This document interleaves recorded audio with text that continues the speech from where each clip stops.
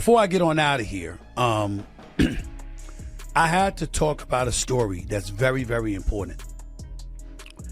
And albeit indirectly, it involves Caitlin Clark, the Department of Justice, and quite possibly the President of the United States himself.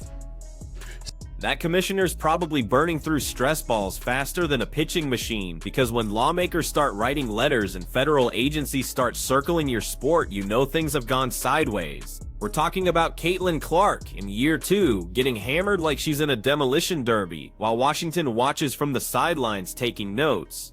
Real quick before we break this down, should federal officials get involved, or is this league already past the point of no return? One thing I will not do is take credit for this. I am looking at the Wall Street Journal. The author of the article is a guy by the name of Sean McLean. Let me read to y'all the opening couple of graphs, because I want you to hear the impact of this. This is serious. This is serious. And I could say it with my team here, having the footage and the receipts to back me up. I could be in that I told you so mode. I really, really could. But I ain't going to do that, because I'm in a good mood. I'm going to be chill. But I could be saying I told you so. Alright, so now we've got official government attention on the WNBA, and it all stems from the fact that nobody seemed bothered when Caitlin Clark kept getting leveled like she had unpaid debts all over the court. While league leadership holds quiet strategy sessions that probably sound like maybe this will blow over, one thing's becoming crystal clear: this situation isn't disappearing anytime soon.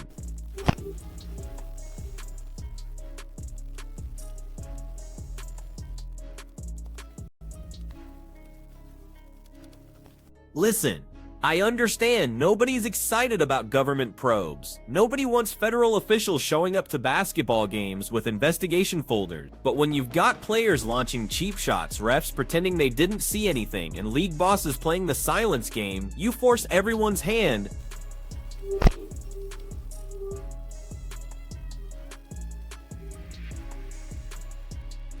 Take Kathy Engelbert, the WNBA commissioner. The woman getting paid to run this organization is now attempting to run it straight into radio silence mode. She's been more quiet than a midnight cemetery. Had she stepped up sooner, maybe we wouldn't be watching this avalanche grow. But instead, Caitlin Clark absorbs hit after hit on plays off plays during timeouts, you name the scenario. What consequences followed those dirty plays? Absolutely nothing. No pushback, no suspensions, no financial penalties, just good vibes and crossed fingers.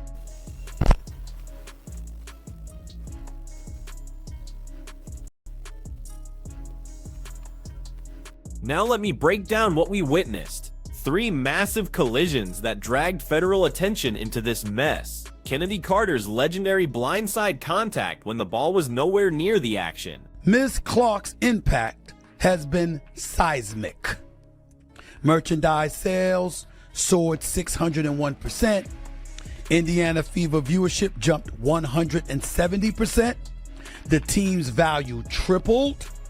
League Pass subscriptions climbed 366%. App engagement rose 613%. And her endorsements topped $11 million. Diamond DeShields going full linebacker mode, like she forgot what sport she was playing. Instead of protecting its transformative star, the league's leadership ignores the relentless targeting of Ms. Clark, treating its greatest asset as if she were a PR headache. That approach could turn into a legal liability for the WNBA. Marina Mabre casually delivering what resembled aggravated assault more than defensive basketball. Cunningham told the Wall Street Journal she's Caitlin Clark's teammate, the Indiana Fever. The star player of the league is not being protected. Rebecca Lobo, analyst, ESPN. What does she say? Every single one of those plays against Caitlin Clark has been a foul. Dick Vitale, when the 1.29 million All-Star votes came in for Caitlin Clark, yet she was ranked 9th among guards on a player ballot. Quote, absolutely pure jealousy that the WNBA players voted Caitlin Clark the 9th best guard. Someday they will realize what she has done for all of the players in the WNBA. Chartered planes, increase in salaries, sold out crowds, improved TV ratings, etc. Throw in Tina Charles sneaking a punch to the spine, and suddenly we're watching mixed martial arts instead of professional basketball. Here's what makes this worse. Not one of these was an actual basketball movement. Zero. We're not discussing aggressive defense or competitive intensity. We're witnessing calculated off-ball, full-contact hits like auditions for action movie stunt work. Even with all this evidence, the WNBA just sat there pretending everything looked perfectly normal. You'd assume with Caitlyn's massive revenue impact, they'd at least pretend to care about her safety. But apparently they've run the numbers and decided it's more cost-effective to let her absorb punishment. Let's cut through the nonsense. The WNBA wants every dollar and headline Caitlyn generates, but refuses to accept any protective responsibility. She packs arenas, drives up viewership, moves merchandise, increases streaming numbers, and gets rewarded with elbows to the chest while everyone looks away. Eventually, all that silence becomes complicit in the problem. And that moment has arrived. Indiana Senator Jim Banks finally stepped up and said enough is enough. He fired off an official letter to the league demanding real answers. Not some corporate PR email, but an actual federal inquiry asking why the WNBA continues ignoring foul after foul, collision after collision. He's not requesting preferential treatment, just basic safety protocols. You know, the kind of protection every other superstar in professional sports typically receives automatically. When the Wall Street Journal published pieces about Caitlyn's civil rights potentially being violated that wasn't just editorial opinion, that was a serious legal warning. When major financial publications start saying this situation might cross legal boundaries, you better start paying attention immediately. Then Stephen A. Smith entered the conversation. Love him or hate him, when that man speaks, the sports world listens. He stated the WNBA could be facing federal investigation. He mentioned Trump potentially jumping into this situation and using it for political momentum. And honestly, he's absolutely right about that possibility. Picture Trump speaking about protecting Caitlin Clark from league violence. That would absolutely explode across social media and news cycles. Half the country would rally behind it. The other half would be absolutely furious. Either outcome puts the WNBA on front pages for completely wrong reason. Maybe that's exactly what finally gets their attention. Right now, the league isn't responding to fans, players, or media criticism. Perhaps they'll finally speak up when federal officials come knocking on headquarters doors. She joined this league just last season. Some people keep asking why any of this actually matters. Here's exactly why this situation is crucial. This goes way beyond just Caitlyn's individual treatment. This involves a league claiming it wants growth, respect, and legitimacy, while refusing to demonstrate serious professional behavior. You absolutely cannot have both sides of that equation. You cannot promote a single-player move games to larger venues because of her raised ticket prices specifically for her games feature her in every marketing campaign, and then act surprised when people expect basic protection in return. Fans fly across entire countries just to watch Caitlyn play. Children show up wearing her jersey numbers. Families spend money they've saved up just to see her compete live. Then she gets hit so brutally she might not even complete the game. If I dropped $400 to see LeBron play and he left during the second quarter because someone body slammed him into the scorer's table, I'd be absolutely livid too. There's also the sports gambling component to consider now. Millions of dollars get wagered on these games currently. When referees aren't calling obvious fouls against the league's biggest star, that's not just poor officiating anymore. That starts appearing deliberately suspicious. When gambling money gets involved, suspicion automatically becomes official investigation. Now let's discuss team coordination, because this gets really interesting. Multiple players have confirmed, yes, actual current players, that teams hold locker room strategy sessions, specifically about how to handle Caitlyn physically. That's corporate speak for saying they openly plan exactly how violent they're going to get. This isn't speculation or rumor. Sophie Cunningham, who plays alongside Caitlyn, now directly stated that when she played in Phoenix, they discussed specific plans for how rough they would be with Caitlyn. But now, seeing everything from her teammates' perspective, even she admits the treatment has gone too far. When your own teammate thinks you're getting abused, that should tell the complete story right there. Then there's the racial and orientation angle that everyone desperately wants to avoid discussing. Let's be completely honest about what we're seeing here. Caitlyn's white and straight. She's extremely marketable in ways that certain other players in this league simply are not, and there are definitely people who resent that reality deeply. Former player Candace Wiggins went on record saying she got bullied completely out of the league specifically for being heterosexual. Now Caitlyn's experiencing targeted harassment for being white, straight, and wildly successful? That's not just toxic workplace culture anymore. That's moving dangerously close to what we call civil rights violations. And apparently the Department of Justice might be taking notice of all this. This isn't conspiracy theory territory. This represents genuine federal interest now. When you combine professional sports, big money potential discrimination, and complete leadership silence, you're basically requesting federal oversight. Commissioner Kathy is still perfecting her invisible act while all this unfolds around her. She had exactly one primary responsibility: grow the league's popularity and protect the star players. That's literally it.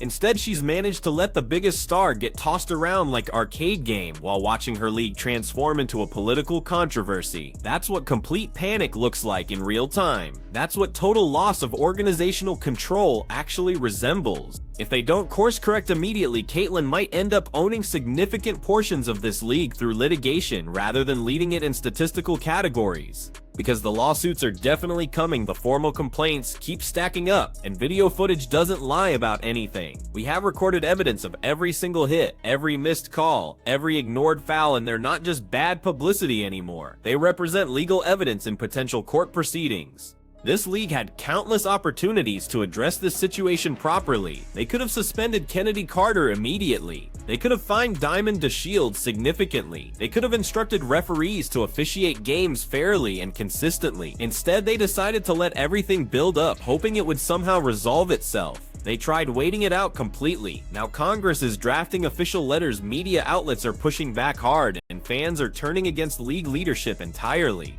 The league desperately wanted increased attention and coverage. Mission accomplished, just not remotely close to the type they were hoping to receive. And here's the part that absolutely drives everyone crazy. People act genuinely confused about why this is exploding into major news right now. They make statements like Caitlin Clark is just experiencing typical rookie treatment, or this is completely normal, every new star goes through this exact process.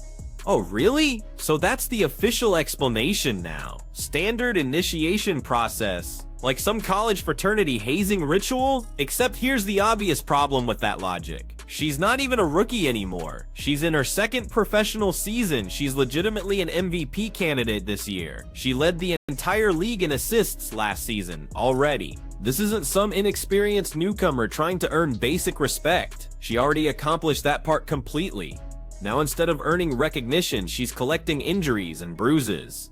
Let's get completely serious about what we're witnessing here. No other player in this league receives this type of systematic treatment game after game after game. You don't see Sabrina Ionescu getting blindsided during dead ball situations. You don't see Brianna Stewart absorbing hits from behind with 0 whistles blown, and if something like that actually did happen to them, you can absolutely guarantee there would be official press releases and financial penalties issued within 24 hours maximum. But with Caitlyn, it's like they're actively daring everyone to notice what's happening and say something about it. The excuses they're using are getting impressively creative too. She talks excessive trash during games. Yeah, so does literally every single player in the league regardless of gender. Trash talk represents fundamental basketball culture. Since when did verbal confidence become justification for full body collisions? She displays too much cockiness on court. Alright, and last I checked, self-confidence wasn't listed as a technical foul anywhere. If we start penalizing people for believing in themselves, half the WNBA roster would be watching from bench seats. She's not accustomed to physical basketball yet. That excuse might be my personal favorite, because apparently leading all of NCAA Division I in scoring while getting triple teamed every single night doesn't qualify as physical basketball anymore. Breaking news alert, Caitlin Clark didn't suddenly become soft between college and professional basketball. She just entered a league where physical play has transformed into let's see what we can get away with before anyone notices. Don't forget the people claiming it's just part of established league culture. Oh really? Well maybe that culture desperately needs complete renovation. The league's biggest problem isn't even just the actual physical hits. It's the organizational silence, the deliberate ignoring, the systematic gaslighting of obvious situations. The concept that if you mention what everyone can clearly see, you're somehow working against the sport, or worse, you're disrespecting league traditions and history. Absolutely not. Actually respecting the league would mean holding it to legitimate professional standards. It would mean protecting all players equally, regardless of popularity. It would mean calling obvious situations exactly what they represent: flagrant dangerous fouls, not basketball plays that accidentally went wrong. Let's talk about the other players in this league right now, because this situation isn't entirely on referees or front office executives. Some of these women are openly enjoying what's happening. They treat targeting Caitlyn like it's become their favorite group activity, like the latest WNBA team building exercise. Who gets to take out Clark during today's game? They post mysterious social media messages. They like and share shady posts from other accounts. They act like she deserves punishment for being popular and successful. That's not competitive basketball spirit. That's pure professional jealousy and bitterness. The truly sad part is it's transforming their league into a complete joke. Instead of discussing actual basketball skill and competition, we're spending most of our time debating whether the next game will end with medical stretchers or official league statements. Even the new fans who started following specifically because of Caitlyn are beginning to notice what's happening. They're asking legitimate questions, like, we love this sport, but what's with all the wrestling moves and body slams? That's not positive for anyone involved in this situation. This league had a genuine once-in-a-lifetime opportunity handed to them. A player capable of bringing millions of new viewers. A player who converted casual observers into season ticket holders. A player who got people who never cared about the WNBA talking about the WNBA for the first time ever in their lives. What did league leadership do with this golden opportunity? They shrugged their shoulders, they allowed her to become a human crash test dummy, and told everyone to trust their process and be patient. Brilliant strategy. Really demonstrates forward-thinking leadership. Now federal officials are involved. Now Trump might decide to get involved personally. Now Stephen A. Smith is on national television reading civil rights legislation like he's preparing for law school final exams. All of this chaos could have been completely avoided if the league had simply done basic minimum requirements. Blow the whistle when fouls happen, hand out appropriate fines, make a simple statement saying we don't allow this behavior here. That's literally it. This isn't rocket science or complex organizational management, but they chose not to act. Now they're dealing with intense pressure from fans' media coverage, lawmakers, and probably teams of lawyers. The commissioner is probably sitting in her office watching ESPN highlight reels, with the sound turned off, desperately hoping everything just disappears naturally. Spoiler alert for everyone involved, it absolutely will not disappear. This isn't just a Caitlyn Clark individual issue anymore. This has evolved into a league-wide issue, a leadership crisis, a branding disaster. How do you expect the general public to invest money and attention in your product when you cannot even protect the most valuable part of it? Imagine the NBA allowing someone to body check Stephen Curry every single night and then releasing statements saying, well, he should learn to be tougher and more physical. They would burn that league to the ground immediately, but somehow the WNBA leadership thinks they can do exactly that with Caitlyn while still expecting to grow their sport and fan base. That logic doesn't work in any universe. Now, thanks to all the institutional silence, all the deliberate cover-ups, all the passive-aggressive post-game media interviews, this entire situation is growing serious legs. Political involvement legs, legal proceeding legs, public relations disaster legs. All of it happening simultaneously. We have officially reached the point where serious people are publicly stating Caitlyn Clark's civil rights may have been systematically violated. That's not just a bad referee call or one rough game. That's a sentence you typically hear spoken in federal courtrooms during official proceeding. The wildest part about this whole mess? It's not even difficult to prove in court. You have clear video footage of multiple off-ball targeting hits, documentation of the complete lack of disciplinary action taken, financial records showing her massive impact on league revenue, public statements from teammates and media confirming the systematic targeting, plus a documented history of league officials doing absolutely nothing about any of it. That's sufficient evidence for a legitimate legal case. Maybe not a guaranteed victory, but definitely enough to get this situation into federal court proceedings. Once it reaches that level, imagine what happens during the discovery phase when private emails start getting subpoenaed by federal attorneys.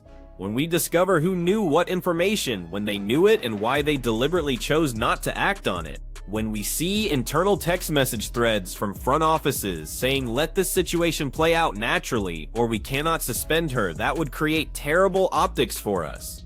That's when the league's real nightmare scenario begins in earnest. I hate admitting this, but they brought every bit of this on themselves. They had numerous chances to stop it early, and they consciously chose to let it continue building.